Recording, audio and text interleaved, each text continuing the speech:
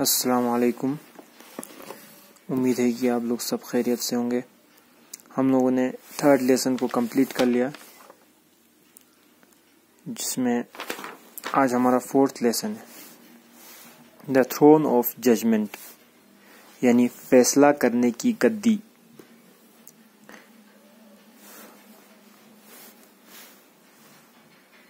Many years ago, the city of Ujjain was one of the most well-known cities in India. It was the capital city of King Vikramaditya, who ruled his kingdom wisely. King Vikramaditya was a strong and brave king. He was known for his skill in judging people perfectly. He never made a mistake in judgment or punished the wrong person. After he died, there were many kings who ruled over Ujjain. However, his palace and other buildings slowly became ruins. Shepherds often took their sheep and goats to graze there.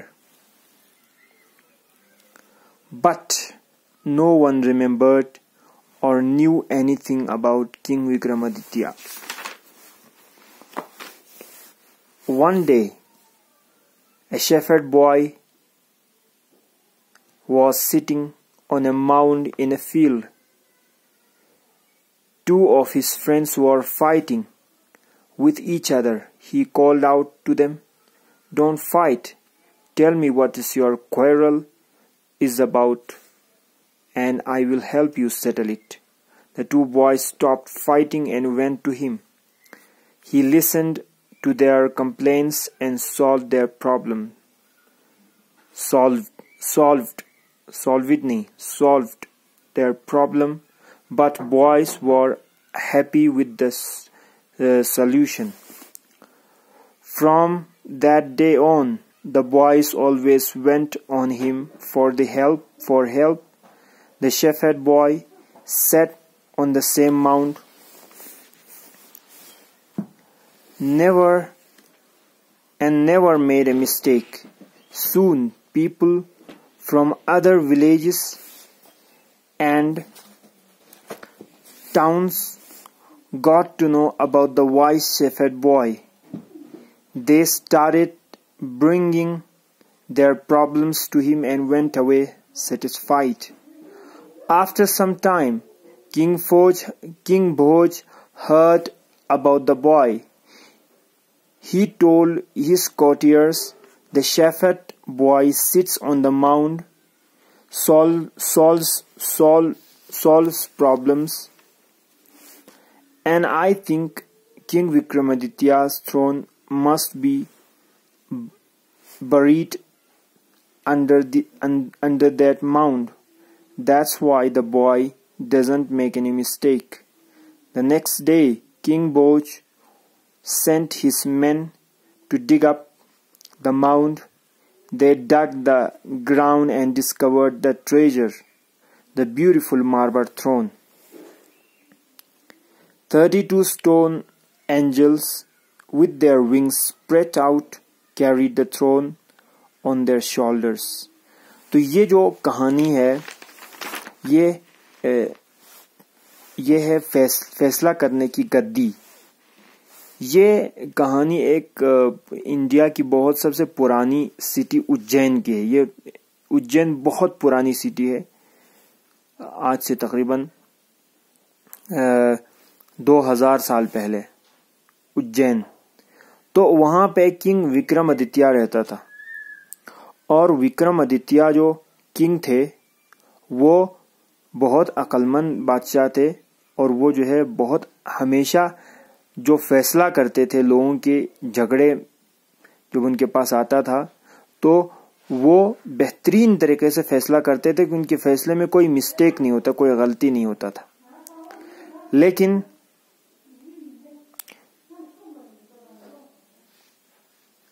King Vikramaditya के जमाना खत्म होने के बाद आहिस्ता आहिस्ता वो जगह जो है खराब हो गया, यानी वो जगह जो है खंडरात में तब्दील हो गया। उसका जो महल था वो खंडर बन गया। और जो है उस जगह पर जो शेफर्ड्स होते थे वो अपनी बकरियों को चराने के लिए लाया करते थे। तो और उन्हीं जो है शेफर्ड्स में से चरवाहों में से चरवाहे का एक लड़का था। वो जो है एक मर्तबा दो लड़कों के दरमियान झगड़ा हो रहा था, तो चरवाहे का लड़का जो है उस माउंट पर बैठा, यानी माउंट कहेंगे टीले पर बैठा, जैसे कि यहाँ पे फोटो दिया हुआ है, टीले पर बैठा और उसने कहा कि आप लोग झगड़ा नहीं करो और मुझे बताओ आप लोगों का क्या मसला है, मैं आपके मसले को हल करूंगा। तो दोनों ने मसला बताया और जो है उसका मसला हल हो गया। इसी तरह से अब वो जो शेफर्ड का लड़का था वो हमेशा वहीं बैठकर लोगों के मसाइल को सॉल्व करता था। उस जमाने में किंग बोज जो है बादशाह थे, तो किंग बोज के महल में लोगों ने ये खबर पहुंचाया, उसके कॉटियर्स ने ये खबर पहुंचाया कि एक लड़का है कि जो एक टीले पर बैठकर फैसला करता है। और वो उस टीले के नीचे मेरे लोग इन्हीं उसके महल वालों ने कहा कि हमें यकीन है कि उसके नीचे किंग विक्रमादित्य का थ्रोन है, उनकी गद्दी है। तभी जो है वो लड़का कभी भी फैसला करने में गलती नहीं करता। तो जब किंग बोज को ये बात पता चली तो उन्होंने अपने लोगों को हुक्म दिया कि वहां जाकर उस टीले को, उस माउंट को खोद कर उसके अंदर देखे। तो जैसे ही जो है लोगों ने उसको खोदा तो हकीकत में उसमें एक थ्रोन था, एक गद्दी थी, मार्बल एक बहुत खूबसूरत मार्बल की गद्दी थी। तो जब वो गद्दी निकला तो लोग खुश हुए और उस गद्दी को एंजल्स ने 32 स्टोन एंजल्स ने उसको उठाकर जो है अपनी शोल्डर पर उठाकर लेके आए। तो आज ये हमारी ये कहानी थी। हम जरा ट्रांसलेशन करने की कोशिश करेंगे। थ्रोन ऑफ जजमेंट, फैसला करने की गद्दी। मेनी ईयर्स अगो, बहुत साल पहले, the city of Ujjain was one of the most well known cities in India. Ujjain city जो है हिंदुस्तान के सबसे जाने माने शहरों में से एक शहर था। It was capital of king Vikramaditya, rule his kingdom wisely.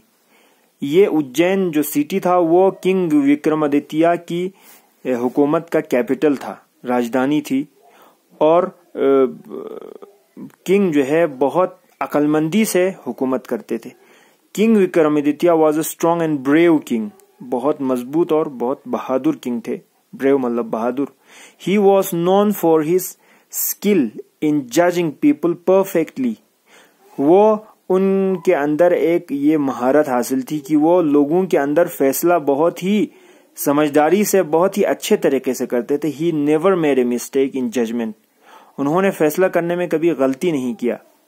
और पनिश द रॉन्ग पर्सन, और फैसला करने में किसी गलत आदमी को कभी सजा नहीं दी।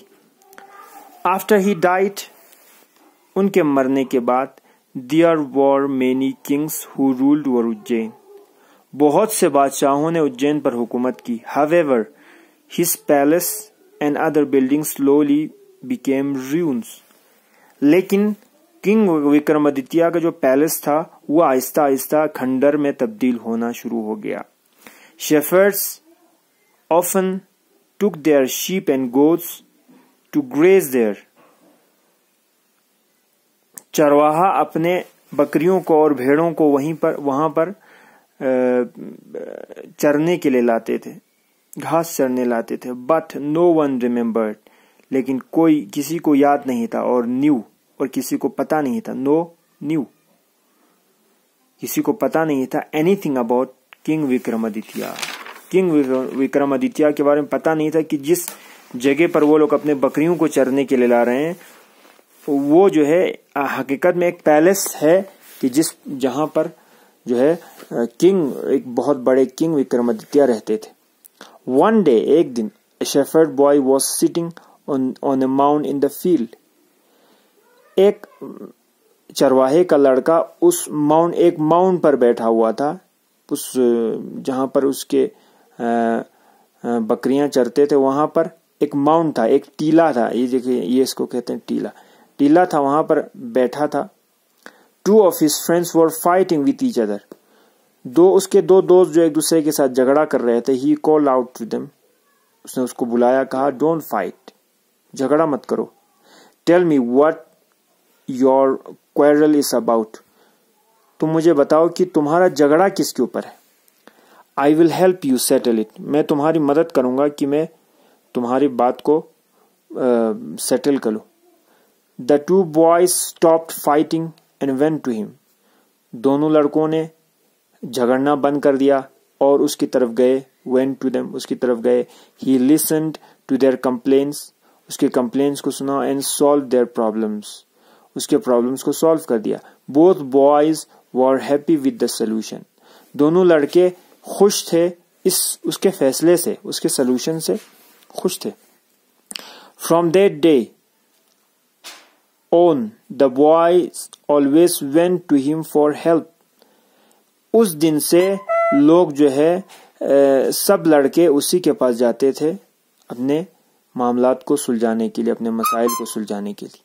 The shepherd boy sat on the same mount, shepherd boy वहीं पर बैठता था। And never made a mistake, फैसला करता था और कभी गलती नहीं किया उसने। Soon people from other villages and towns got to know about wise shepherd boy, बहुत जल्द जो है पीपल फ्रॉम द विलेजेस, गांव के लोग और टाउन के लोग, कस्बे के लोग जो है गॉट टू नो, जानने लगे उस अकलमंद वाइस शेफर्ड बॉय, अकलमंद शेफर्ड बॉय के बारे में, अकलमंद चरवाहे के लड़के के बारे में। They started bringing their problems to them, उन्होंने शुरू किया अपने प्रॉब्लम्स को उसके पास लाना। एंड वेंट अवे सेटिस्फाइड, और वो वापस चले जाते थे उनकी मुश्किलात हल होकर। After some time king Bhoj heard about the boy, king Bhoj ने उस लड़के के बारे में सुना। ही टोल्ड हिज कॉर्टियर्स, अपने महल वालों से उसने बताया। The shepherd boy sits on the mount and solve problems, कि शेफर्ड बॉय जो है माउंट पर बैठता है, टीले पर बैठता है और अपने प्रॉब्लम्स को सॉल्व करता है। I think king Vikramaditya's throne must be buried there, मैं समझता हूं कि किंग विक्रमादित्य का जो थ्रोन है, उनकी जो गद्दी है, वो उसी माउंट के नीचे है। That is why the boy doesn't make any mistake, यही वजह है कि वो लड़का उस टीले पर बैठने के बाद जब फैसला करता है तो फैसले में कभी चूक नहीं करता। नेक्स्ट डे, दूसरे दिन, king Bhoj sent his men to dig up the mount, उनके किंग भोज ने अपने लोगों को भेजा ताकि वो उस टीले को खोदे। They dug the ground and discover the treasure, उन्होंने उसको खोदा। खोदने के बाद उन्होंने डिस्कवर किया एक ट्रेजर को, एक खजाने को। वो क्या था? द ब्यूटीफुल मार्बल थ्रोन, वो एक बहुत खूबसूरत मार्बल गद्दी थी, मार्बल की गद्दी थी। 32 stone angels with their wings spread out carried the throne on their shoulders. 32 stone angels ने, जैसे कि यहाँ पे आपने देखा, इसको कहते हैं एंजल, कि जिसके दो पर होते हैं। एंजल्स ने जो है अपने परों को फैलाया और उस किंग विक्रमादित्य की गद्दी को उठाकर ले गए। तो यहां से हमारा ये खत्म होता है। देखिए, हमें अभी आज के इस लेसन में हमें किस चीज का, ग्रामर में हमें क्या चीज ख्याल रखना है, क्योंकि हम अब तक जितने भी लेसन पढ़ रहे हैं उसको ग्रामर भी साथ में पढ़ रहे हैं। देखिए, ग्रामर में हमने अब तक कौन सा किया है? NOUN, नाउन पता है सबको, प्रोनाउन,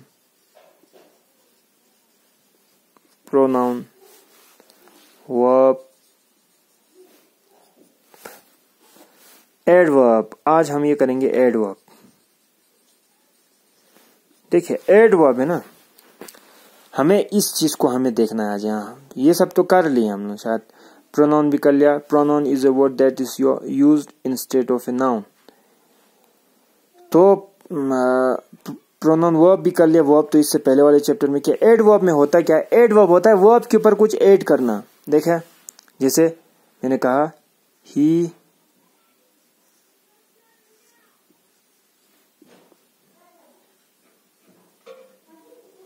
runs SLOWLY स्लोली, कि वो बहुत आहिस्ता दौड़ता है। ठीक है। देखो एडवर्ब में, एडवर्ब की भी दो किस्में होती हैं। एडवर्ब दो तरह का होता है। एक एडवर्ब होता है जिसमें जो है टाइम बताया जाता है। ठीक है, जिसको कहते हैं एडवर्ब्स ऑफ टाइम। ठीक है, एडवर्ब्स ऑफ टाइम। और जैसे कि ये स्लोली है।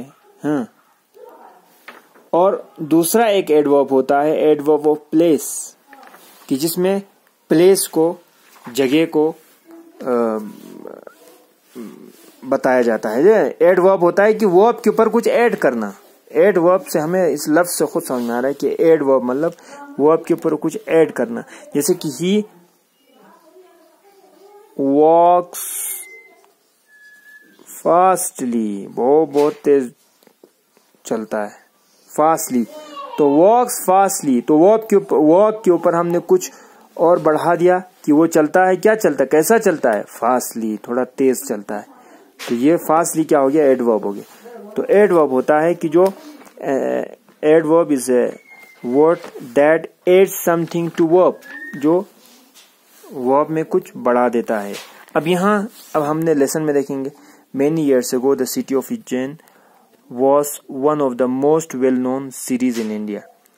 It was capital city of King Vikramaditya who ruled his kingdom wisely. देखो wisely, वो रूल करता, ही रूल्ड, वो रूल का हुकूमत करता था अपने किंगडम को वाइसली, बहुत अक्लमंदी से। तो ये वाइसली है एडवर्ब। इसको देखो एडवर्ब कुछ एडवर्ब को समझने के लिए आसान तरीका एलवाई आता है हमेशा उसमें। वाइसली, अक्लमंदी से, ये हो गया adverb.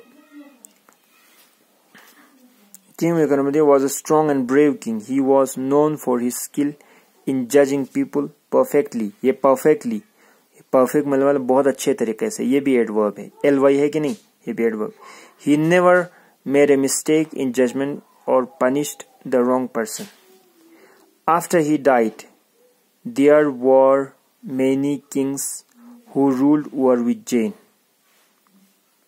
However, his palace and other buildings slowly, ये slowly भी adverb, became ruins. Shepherds often took their sheep and goats to graze there. To graze there हो गया ना? To graze there में क्या आ गया? यहाँ पे जो है जब हम to graze there पढ़ेंगे तो टू ग्रेज देयर यानी वहां पर वो क्या करते थे, उसको वहां पर चराने के लिए आते थे। तो ये जो है इस हिसाब से एडवर्ब नहीं है। To graze there.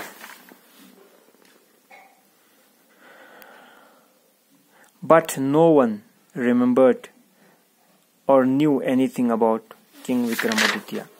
One day a shepherd boy was sitting on a mound in a field. Two of his friends were fighting with each other. He called out में देखो, he called out to them. He called out में ये out out है ना, ये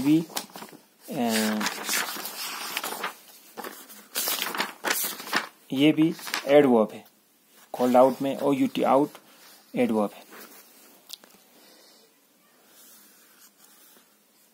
Don't fight. Tell me what your quarrel is about. I will help you settle it. The two boys stopped fighting and went to him. He listened to their complaints, solved their problem. Both boys were happy with the solution. From that day on, उस दिन के बाद से, on भी जो है यहाँ पे जो on जो यूज हुआ है ये भी adverb है. The boys always went to him for help. The shepherd boy sat on the same mount and never made a mistake. Soon people from other villages and towns got to know about the wise shepherd boy. They started bringing their problems to him and went away satisfied. Went away, ठीक है. went जैसे अब यहाँ पे वो दूर जाते थे. away भी इस तरह से यहाँ पे क्या आ गया, went away भी एक तरह से ये adverb है. यहाँ पे away फिर adverb आ गया. After some time, King Boj heard about the boy. He told his courtiers, the shepherd boy sits on the mound and solves problems. I think King Vikramaditya's throne must be buried under the mound. That's why the boy doesn't make any mistake. The next day, King Boj sent his men to dig up the mound. They dug the ground and discovered the treasure, the beautiful marble throne, 32 and stone angels with their wings spread out भी हो गया फिर, carried the throne on their shoulders. तो ये हो गया हमारा adverb. तो एडवर्ब हमें यहाँ पे एडवर्ब भी करना है. एडवर्ब का जो है जो डेफिनेशन है यहाँ पे बताया देखो. We use these words to say how actions are done. How actions are done. देखो अब यहाँ पे अलग अलग तरह का, वैसे जो है